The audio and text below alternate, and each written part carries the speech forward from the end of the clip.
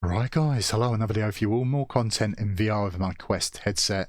What I want to do today is talk about apps that I've side-loaded onto my VR headset to get more enjoyment out of it. Now this should help you if you're incredibly new to VR, but maybe some of you VR veterans will learn something new as well. If you're doing something in VR that I'm not, I'd love to hear about it. Put it in the comments. I'm sure other people would like to know too. But there's lots for me to talk about, lots of hints and tips to give you on different topics.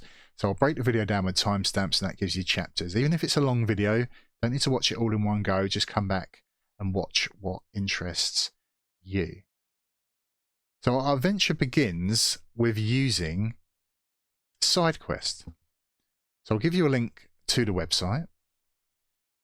I'm not going to tell you how to get this set up because it has already been done to death on YouTube and they've even got the video on the website. You just need to know where to go. So we'll show the VR app a little bit later, but what we're really interested in is the desktop app. So we need to connect our Quest headset to a PC or a Mac with a USB cable. It doesn't need to be a gaming PC, just a computer for us to transfer files and install files. Now, if you're trying to make that connection and it won't work, just keep in mind not all USB cables are the same. If you've got it with a power adapter, there's a good chance they're assuming all you want to do is charge your phone or tablet with it.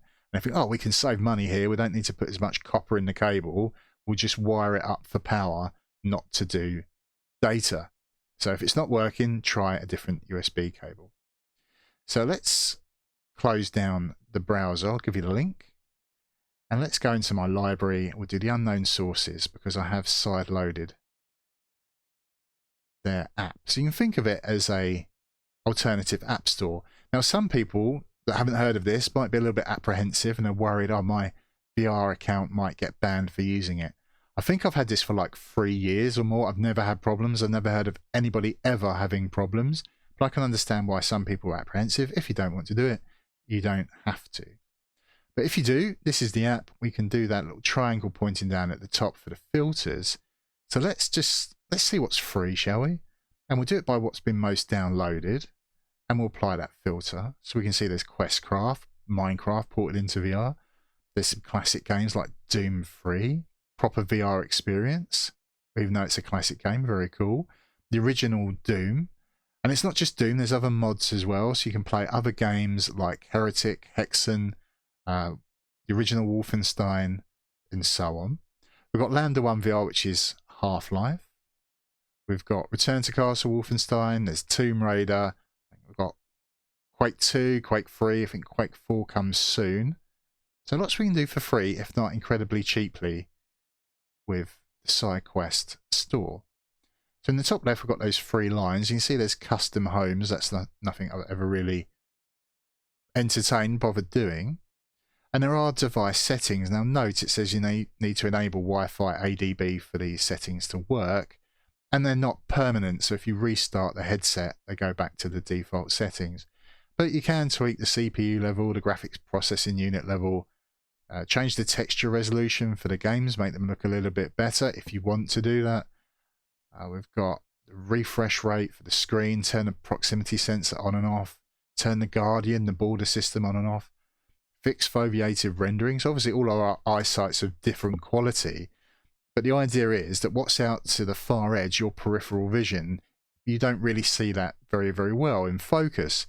So why does the whole image of the screen need to be in focus? Let's just concentrate the detail in the middle of the screen, and the outside edges, it's okay if they're blurry because your eyesight won't really tell.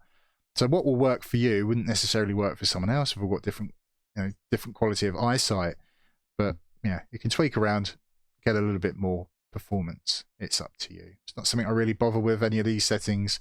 I just let you know it's there if you want to use it.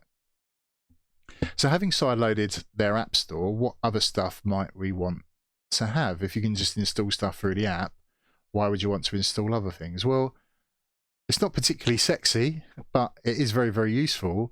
And that's having a file manager. Now I use X-Plore because I've had it on my Android phone forever. Of course, there'll be other file managers if you want to use them. This is very good for free, but it's also got some features that are paid for. Now the problem we have is that, okay, on my phone, the Google Play Store can verify who I am and the license, but we don't have the Google Play Store on the VR headset. So on your phone, you can sign up to do Google Rewards, and they give you surveys, answer questions, you earn credit, you can save your credit up to pay for apps and games. But let's resolve this issue over the license. So on your phone, do the 3 lines, do more and tweaks, go to the X-Plore account and sign in and create an X-Plore account password. Then you can come back to your VR headset, open up X-Plore, come in here again, sign in, and now your accounts are linked. It knows who you are, knows you've got the license from the Google Play Store, and it will unlock the extra features. Now let me drag this out so we can actually see the true functionality of it, and that we've got the left side and the right side. Why is that? Well, maybe I've downloaded some files that I want to transfer somewhere else. So maybe you're doing emulation and you've got some BIOS files that you want to move from one folder to another. It's really up to you what you want to do, what you want to move around. If you want to copy stuff, if you want to rename stuff, very versatile, lots we can do. So let's do a practical demonstration. Let's say I want to install, all on the headset, I'm going to install Kodi to do multimedia. Watch videos, TV shows, that kind of stuff. So there's their website, downloads for Android, we'll do that. ARM V8A 64-bit, I can click on that to download the APK, which will end up in our downloads folder on internal storage. So I can click on the APK. It'll say, do I want to install this? Or if you've downloaded a more up-to-date file, it can do the update instead. And then once that's installed, we can do the little tick next to it and do the red bin to delete it to reclaim that precious storage on the device. So there you go. But what are these premium features that I was talking about? We can see we can show and hide what's on the main screen, but we've got the Wi-Fi file sharing. So I can turn that on here down the middle. And then when I go to Wi-Fi file sharing, my VR headset has now become the server, and I've got its IP address and its port number 192.168.1.225:41. Now yours will probably, more than likely, be a slightly different IP address, but make a note of it, and then you can go on your PC, on your laptop, go on the browser and type that in to access this headset wirelessly. So let's just demonstrate it using the built-in browser. So 192. And it will come up on the screen for me because I've done it before. So there we go. So on your PC or laptop, you can drag and drop files into here to transfer them to the VR headset over Wi-Fi. So if you want to get some movies on here because you're going on a flight and you like to wear the VR headset in the flight to have a nice big screen, if you want to transfer game files over, maybe you're doing the classic Doom that's been ported and you want to get the WAD files transferred over to unlock the full game. It says QuestZDoom. This is where I'd need to transfer those WAD files. So whatever you want to do, we can do it wirelessly. So that's the file manager. Now I haven't talked about Kodi. Let's cover the media stuff. So there is Kodi that I've installed. I don't really use this as much as I used to. I've moved on to Plex now, but still people like to use Kodi to watch movies, TV shows. There might be other Android software that you use and you'd like to get it on a headset, use that. But I've got a HD home run TV tuner, so TV aerial plugs into that, and then it's on my network, so any device on the network can watch the TV channels. So I've muted it, obviously, because I'm doing commentary. All these people are playing with VR headsets. That's worked out quite well, isn't it? So yeah, that's Kodi. I've kept it in the stock skin because that's meant for touchscreens, and I'm just trying to point and click with VR controllers. So I did mention Plex. Now this is the old app that I sideloaded because I did this quite some time ago. This password isn't super secret, it's just to keep our accounts separate so that my family logging in as me ruin up my resume position on films I've stopped watching. But you can see I've got movies, TV shows, cartoons, all stuff in these libraries for me to watch. Now, they've made some changes recently, Plex. They've now got a new app with a new user interface, and they've done away with the one-time activation fee for the app, which is great news for us in VR, because as we said with X-Plore, it was a pain for it to verify that you'd made that payment. So we can just sideload this and get on with it. The downside is the other change they've made is that it's free to watch stuff at home, do it locally on your own network. But if you want to watch stuff remotely away from home, now you need to have a Plex pass or a remote pass. So at home you're fine. If you're connected to someone else's server, maybe it's a friend or family, they need to have a Plex pass, or you'll have to pay for a remote pass to access their content. So I've sideloaded the app, but you can also do it through the browser, and you can actually add stuff in the browser to your library. You can do it kind of as a shortcut. So as I go down, there's Plex. It automatically opens it up. My not so secret pin. There we go.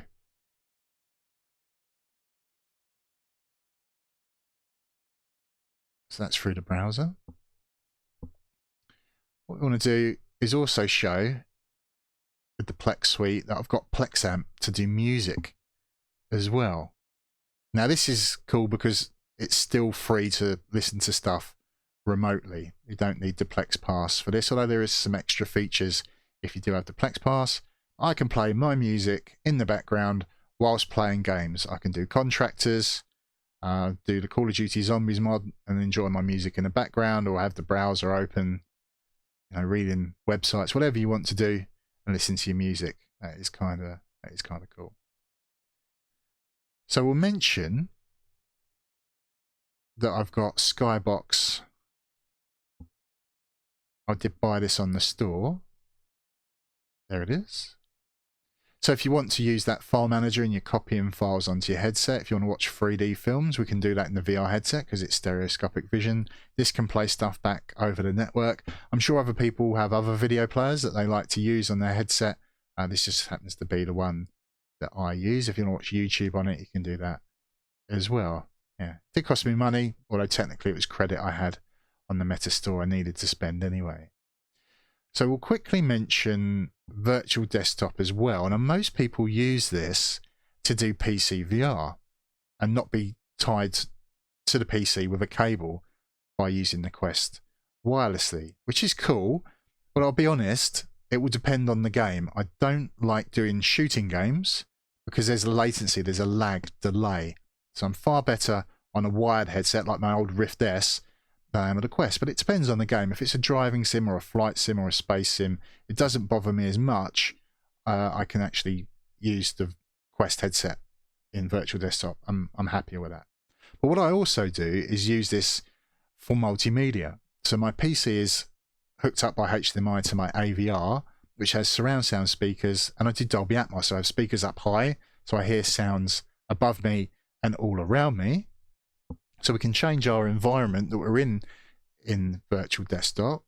So I could be in an auditorium, or I could be in a cinema. All kinds of different options. There's the dark cinema. So I can watch stuff in 3D, feel like I'm in a cinema, and have the surround sound as well, which is pretty awesome.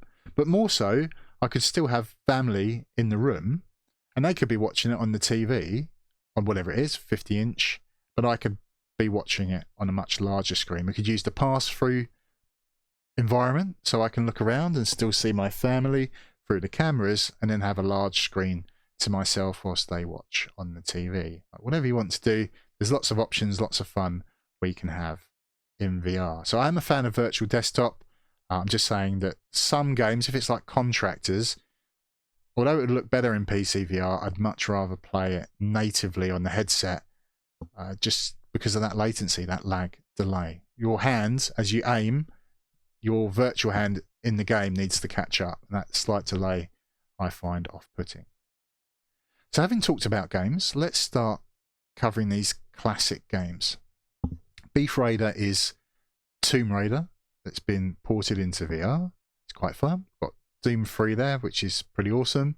Duck Hunt VR, I'll open that up. So yes, the classic NES game with the light gun, the Zapper, has been ported into VR. Now over to the left, we can see there's some modifiers to make things easier and more difficult for ourselves. We've got a tutorial, there's difficulty levels.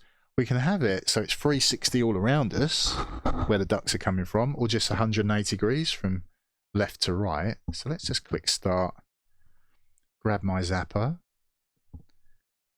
The dog's going to woof, woof, woof into the bushes. I've got 3 shots. Let's get these ducks. 1 down. Oh, 1 shot left.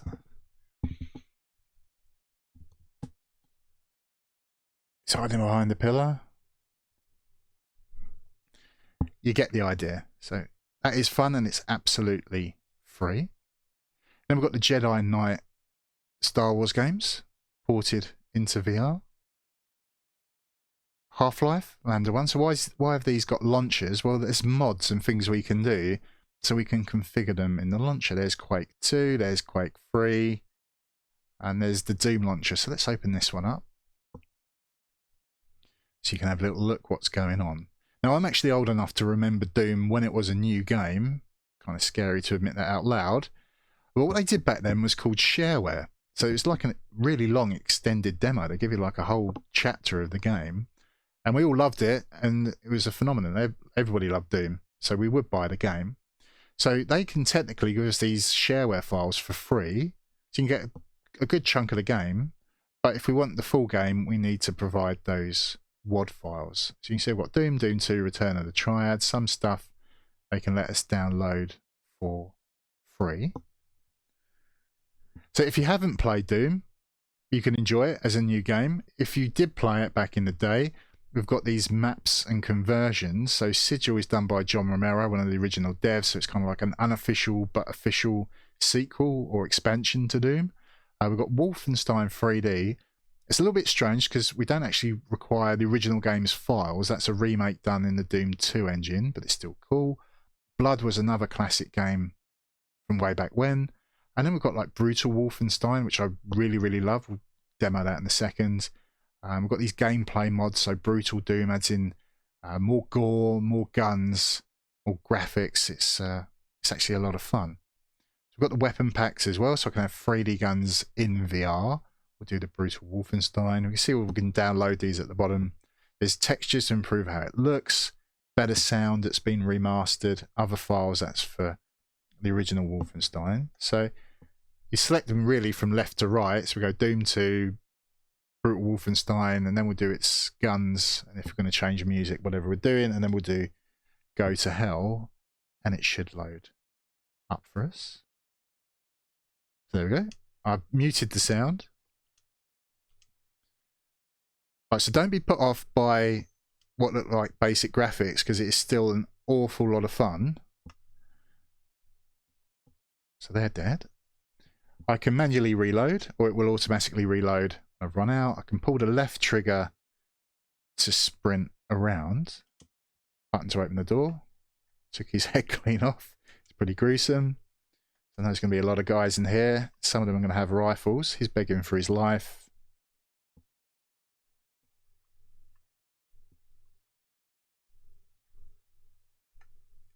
Boot to the face. So now we've got the rifle. There's a lot of detail that goes into this. So as I fire individual rounds off and we reload, you're just going to put them in one by one. But if you fire all shots off, you're going to put in a stripper clip. It actually changes the animation, which is pretty awesome. So you see they're going in one at a time.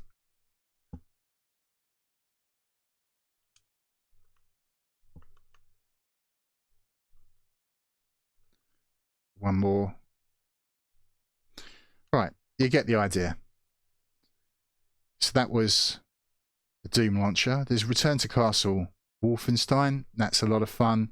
So RazeXR, this is to do other games. It's just a different graphics engine. So Blood, Duke Nukem, Shadow Warrior.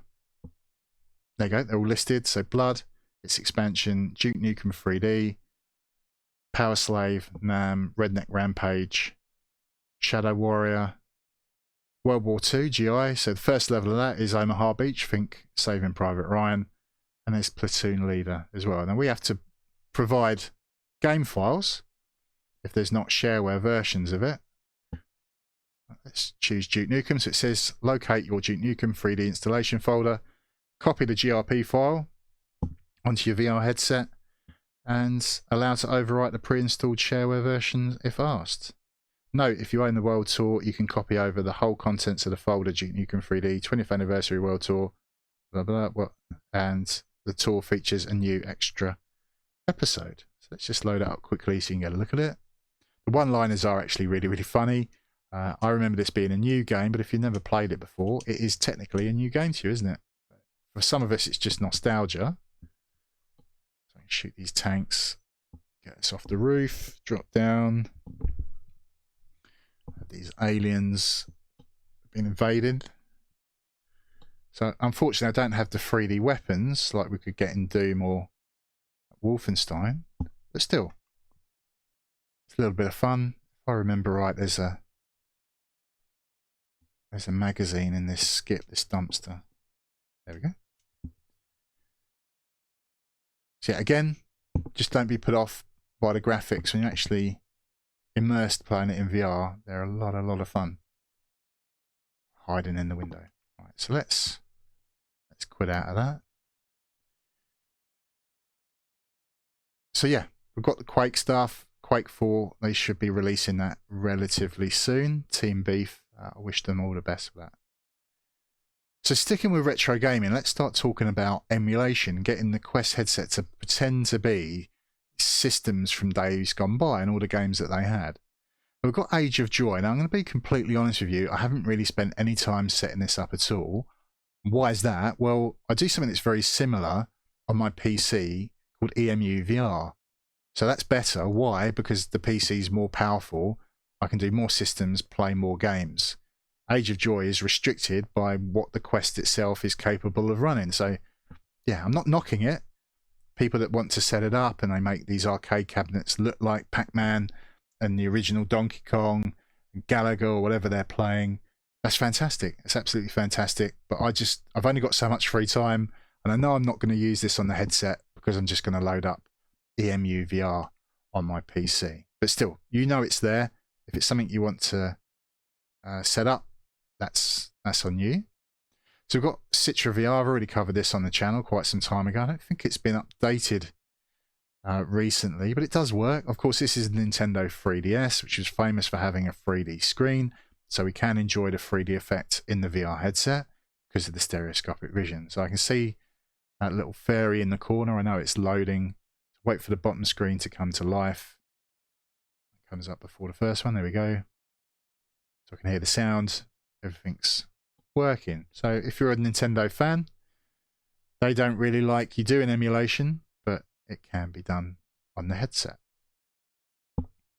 Right, so let's get on to Retroarch. I did a video on this like 3 years ago. What happened, helped lots of people out, and then they updated the operating system for the Quest, and then people were like, well, I tried to stretch it out so I can actually see, and then it crashes. That was because of the update they did. But you can see they've done another OS update, and we're working. It's all good. So I'll link that video I did because I go into actually quite a lot of detail about ROM files, about BIOS files, how I set it up, how I do playlists, and so on and so on. Now, there's no need for this video to be longer than it needs to be. But I'll just turn on my gamepad, which is kind of essential.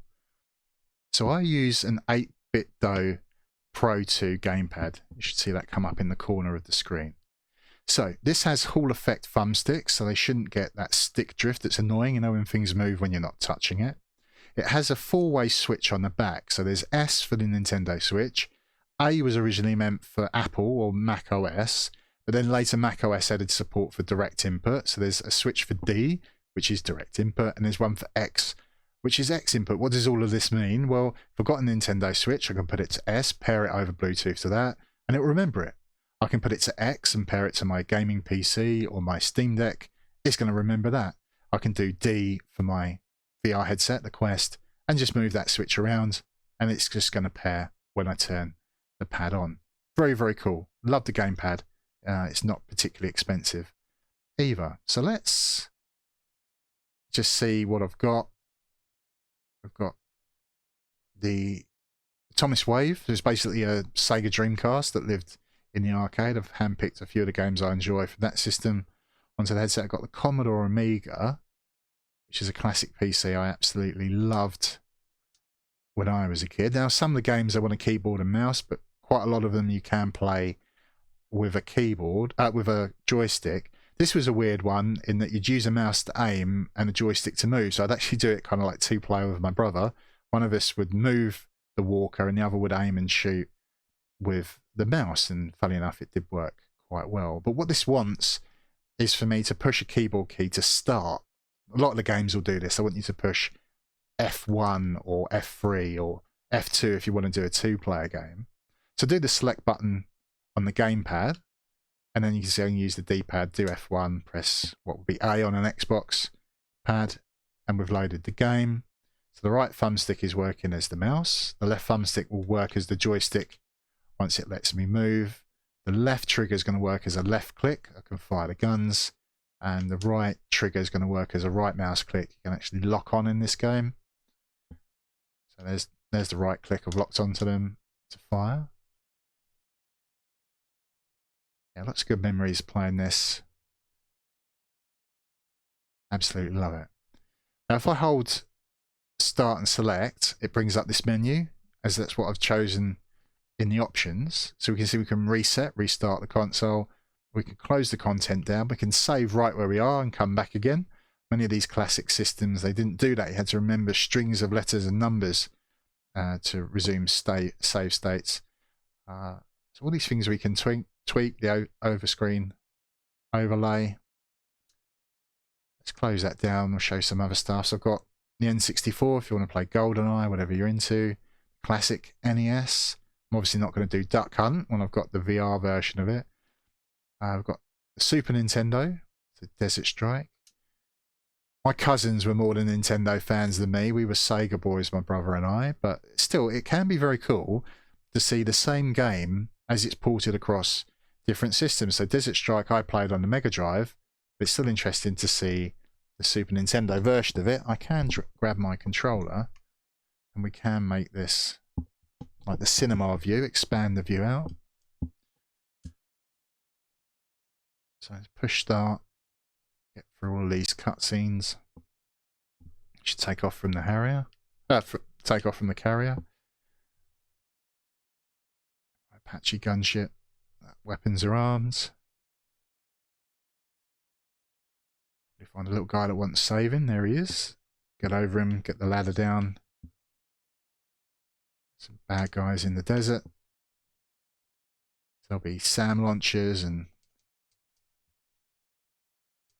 take out the satellite dish.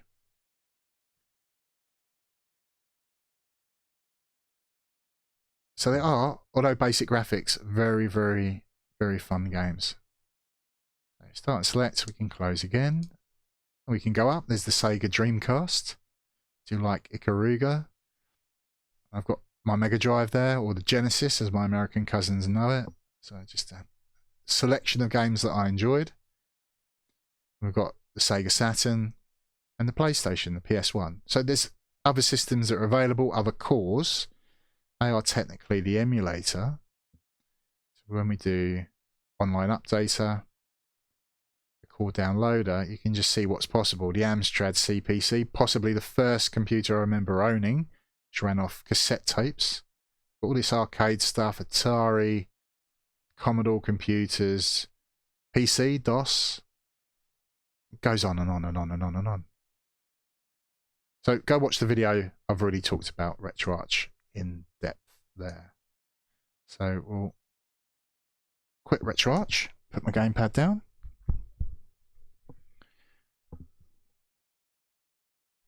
So you might hear people talk about doing on PlayStation 2. So is it E for SX, that emulator?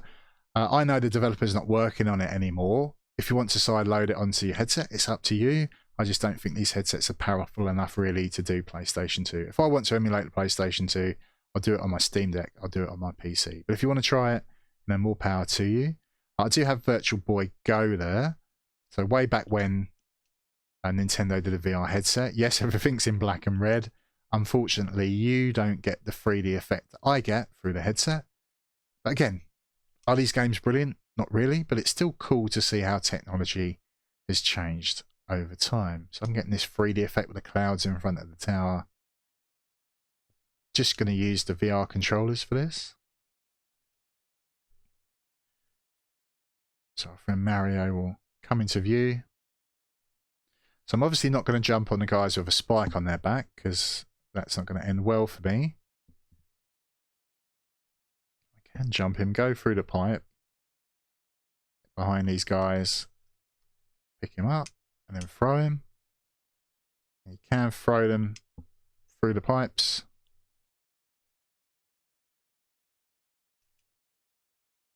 There we go. Course cleared. Pretty basic game. As I say, it's kind of fun to see how technology has advanced. So let's close Virtual Boy down. I think that covers emulation. As I say, I'm sure there'll be other emulators people might want to use. Whether it's PSP emulator, rather than use Retroarch, there'll be standalone emulators. Just sideload them, just try them, see what works for you. So let's leave the video there. Have a great day, have a great evening, whatever you choose to do after watching this. And as always, I'll see you when I see you next. Ciao for now.